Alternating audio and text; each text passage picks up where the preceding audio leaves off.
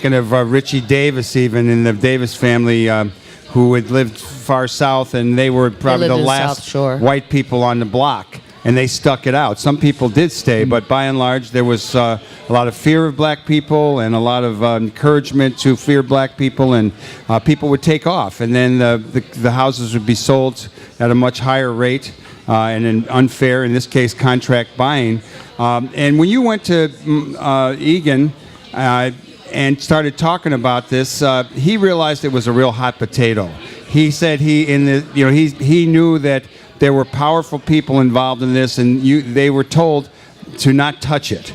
Do you, Tina, remember that? And tell us what happened. Well, he set up a meeting with Saul Alinsky, and I remember having dinner with Saul Alinsky and talking about the issue of contract buying, and he said, "You'll never win on this. Don't touch it." Whoa. Alinsky said That's that. quite a quote there from Saul. And Amazing. I hate to say it, but that just kind of made me want to do it Lit even your more. fire. Good. Indeed. So anyway, Don't ever hate to say that.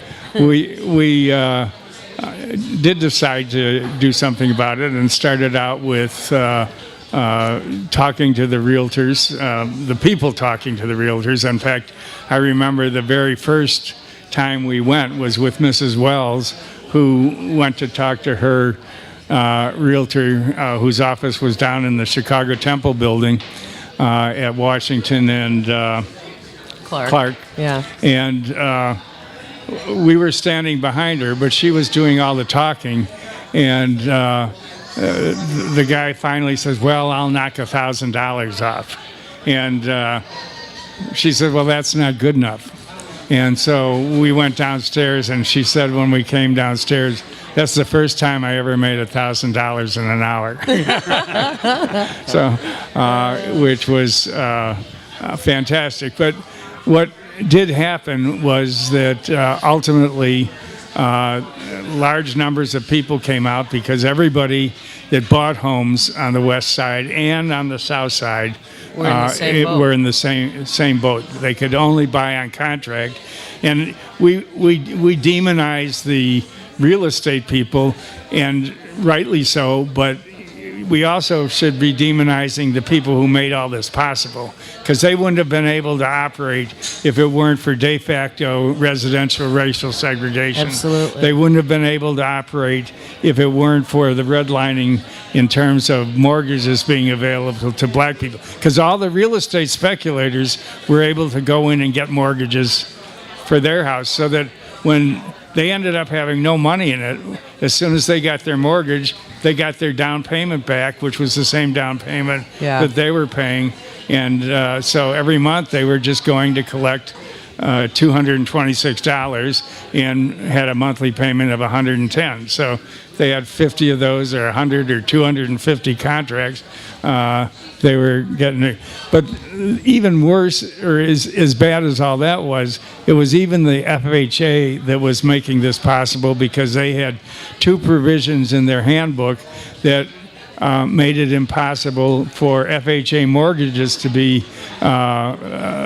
insured in these neighborhoods. And those two provisions were that we can't make insure loans in older neighborhoods, and blacks were only allowed in older neighborhoods, except for where they bought new houses on the south side. And the other was there had to be cultural homogeneity in the neighborhood.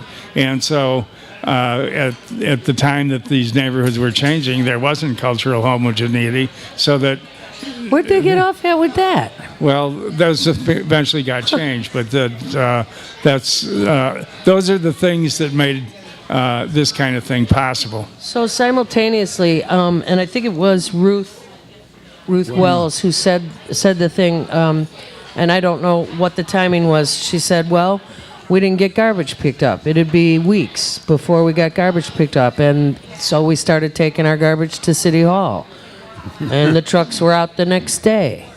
And then the same about working for a kid play lot, and for years going through the Oh, and they went channels. to Daly's neighborhood, and They brought their kids to Daly's neighborhood to play in his kids' lot, and then 4 they got a days new later one. they started work on the In 3 days. yeah. well, one of the things that People today don't know about this stuff. no, and on the whole issue that Paul Simon, the lieutenant governor, he was sympathetic, but he couldn't make any changes. Ramsey Clark, who was the attorney general under Lyndon Johnson, he, a friend of the court, they tried to get him involved. He couldn't deliver. Amazing. It was actually John Mitchell Right. of the Nixon administration who ended up as a friend of the court. What role did he play? Submit Well, to- actually, as soon as the Nixon administration came in January of 1969, a group of West Siders went to Washington, and we got to meet with Jairus Leonard, who was from Milwaukee, who was an assistant attorney general in charge of civil rights. And it was early because all the boxes in his office were still unpacked, et cetera. And he was listening, and he said that they would really consider coming in. And then he said to me, Mr. Macnamara, you better realize that if we do come in, you have a strong obligation to tell the people that in the neighborhood that we are coming in. I said to him, I think I have a strong obligation to tell the people in the neighborhood whatever it is you decide to do, whether you come in or you don't come in. And his response was, well, you got me on that one. But they came in. Uh-huh. So how did it get resolved? I mean, one of the things that stood out for me in learning about the Contract Buyers League was how the lawyers felt that there was no legal way they could deal with this, and that the people in the community had to kind of force the lawyers, encourage the lawyers to think out of the box, to think a different way, so that there would be, and there was some resolution to this, where people ended up getting newer homes. Some people did lose their homes, and it was a big gamble. You would hold your rent, and they could throw you out, and you'd lose all your previous payments. So people were putting their money into a bank account, and it was being held. But how did it end up getting resolved, and really a very important victory for the people? Well, I think that the best strategy, there are two things that happened that really made a difference. One was the decision to have a payment strike. And it was interesting how that decision got made. As I mentioned earlier, we talked about the people having to be involved. And so the leadership of the Contract Buyers League were the ones who came up with the idea. But we had meetings of 20 families every night of the week until we got through 500 families. Yikes. And, 1 second. You are listening to Live from the Heartland, WLUW 88.7 FM, Chicago Sound Alliance. Right back. Sorry. It was a timing thing. And so it was at these meetings that the idea was discussed, and also the method for dealing with it. And what they decided to do was that every month they would make out a money order to themselves, the amount of their monthly payment. That was brilliant. It wasn't that they didn't want to, weren't willing to pay. It's just that they weren't willing to pay the sellers until they got what they wanted. And they would bring the money order to the Contract Buyers League office, and we'd put it in a safety deposit box for them. Was your office in the parish? The office was at 817 South Pulaski. And then the other thing was that Jenner and Block offered to support us with a lawsuit, and actually it was 2 lawsuits, because there were, not only were there the buyers of used property on the west side and some on the south side, but there was also a group of buyers that had bought new homes around 95th and the Dan Ryan on the south side, those what I call modern bungalows. Yeah. And these were also black people, or white people? No, these were also black people, and the situation was very much similar. That if you compared houses that the same builder built in Deerfield, what he sold the Deerfield houses for, and the houses on the south side was incredibly Ridiculous. different. At any rate, the payment strike plus the lawsuits created an atmosphere for a lot of contracts to be renegotiated.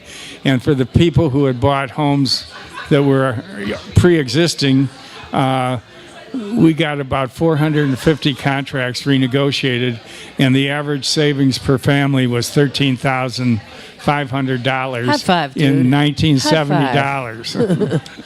Nice Which work. translated to today, 25,000 or more. 50, I heard. No, it's about 6 times, so 6 times 13.5. Wow.